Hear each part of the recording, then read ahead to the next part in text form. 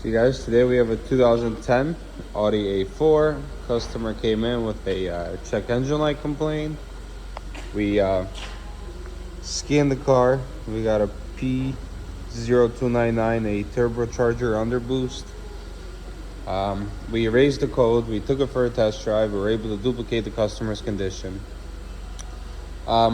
Theoretically speaking, when you test drive this car, you're supposed to go on live data, and you got to check charge pressure versus actual pressure. They should be within 150 of each other, theoretically speaking.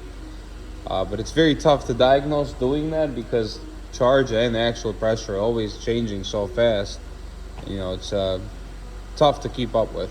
So, this car only has 80,000 miles. I don't think it's the turbo, but when this happens, the first test that you got to do is do a smoke test on the intake system and see if there's any boost leaks or leaks anywhere. And if there isn't, then you got to check the diverter valve in the turbo. If that's good, then turbo is your problem. If there is a leak, you got to fix the leak first and then check the turbo for boost again.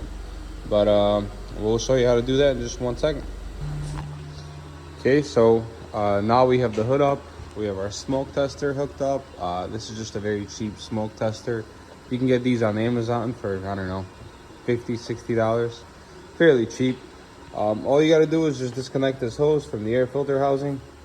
I have a cover on it with a hole where I'm going to put my smoke in. So we have that hooked up. Now you just wait to see where you're going to leak from. Now, technically speaking, if you see oil leaks anywhere on this car, if whenever you do the smoke test you see smoke coming out of any of these gaskets, then that could be very well where your turbocharger underboost code is there. Now, if this was not a turbo car, this was a supercharged or naturally aspirated, that code would show up mostly as system running lean instead of an underboost code. But in this case, it shows up as an underboost because of the difference in the boost pressure. So yeah, we got this running. We're just gonna wait to see where smoke is gonna come out of.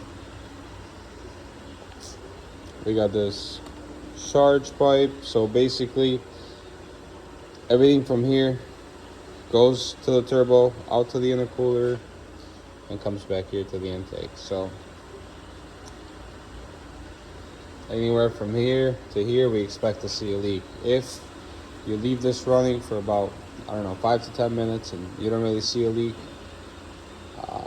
then you move on to the diverter valve and the turbo itself. Now, the better smoke machines also have pressure gauges on them, so you can check to see whether you have a pressure loss or not. It'd be a better indicator on whether you have a leak or not.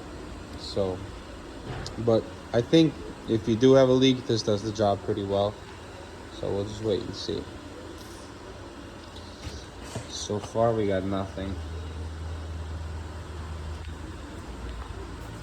Turn on my light.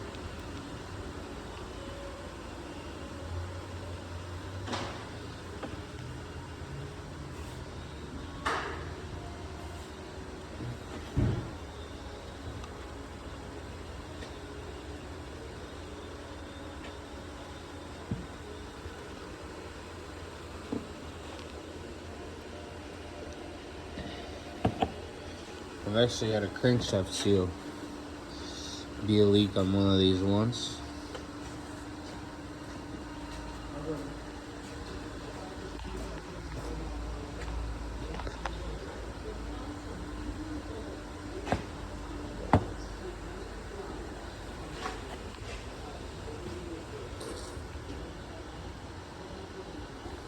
So guys, now that we've left this smoke around for about 7-8 minutes, if you look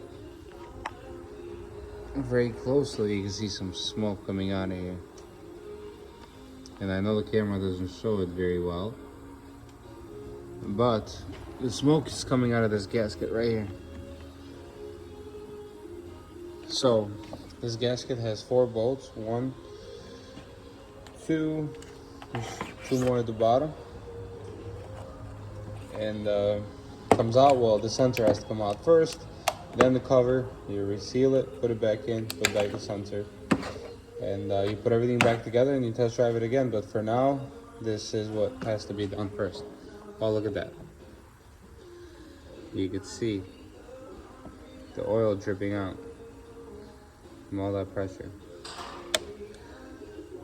So there you go. I mean, this has to be done first. It doesn't guarantee that your turbo is good, but if you have a loose leak, then, you know, of course it's going to throw that code. So take care of this first, smoke test it again, make sure there's nothing else. Take it for a drive. If no more codes, then you're good. If you do get a code again, then, you know, you got to move on to either smoke check it again, good, or diverter valve or turbo itself. So there you go. Hope this helped. Please like and subscribe.